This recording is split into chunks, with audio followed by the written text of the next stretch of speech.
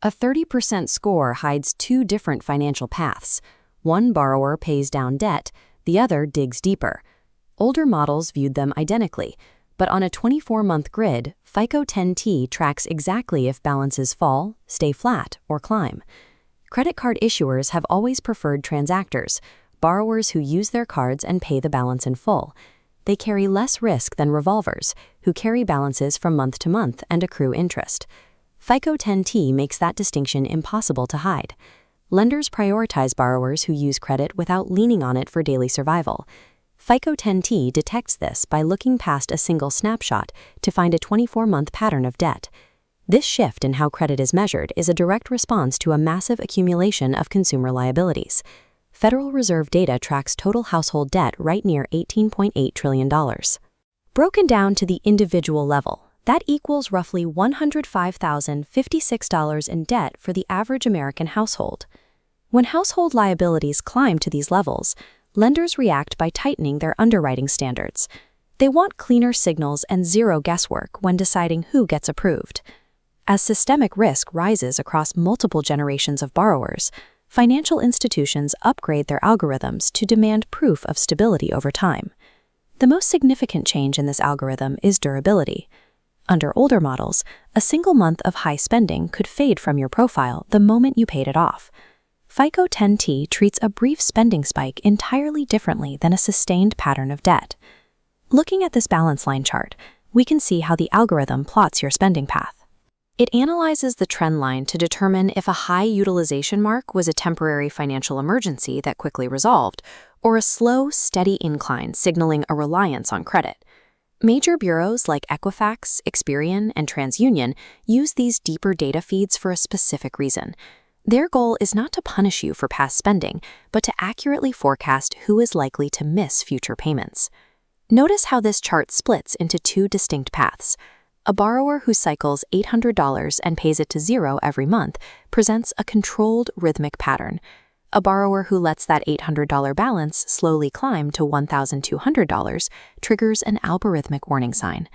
Lenders no longer base their underwriting decisions on a static number at the end of the month. They evaluate the behavioral path that led you to that number. The industry is also expanding how it evaluates thin-file consumers, people with little to no credit history. Tools like Experian Boost, Chime, and VantageScore 4.0 now allow utility and rental payments to help build a visible profile. But these tools only function as an on-ramp into the credit system. Adding alternative data will not help if the rest of your file is messy. It cannot replace basic financial discipline. This diagram illustrates what happens when you introduce buy now, pay later accounts to your file. While a single solid profile line shows stability, frequent short-term BNPL trade lines fracture that history. They drag down your average account age and signal an increasing reliance on borrowed money. Even the old strategy of piggybacking as an authorized user on a family member's card is losing its effectiveness. The new model looks directly through that status to see if the primary cardholder carries risky balance trends. Surface-level labels and data hacks no longer provide a shortcut. The algorithm explicitly values underlying behavioral stability. To optimize your profile for this new system, you have to stop managing your cards to a flat 30% utilization limit. Instead, focus entirely on creating a consistent, month-over-month downward trajectory in your balances. This digital calendar shows the exact timing required to execute this strategy. The credit bureaus usually record the balance that reports on your statement closing date, not your due date. Making a payment right before the statement closes is the most effective way to lower your reported utilization. You also need to avoid opening unnecessary new accounts or applying for credit rapidly. A sudden rush of applications makes your profile look desperate for capital rather than simply active. Keep your older, no-fee accounts open and use them lightly.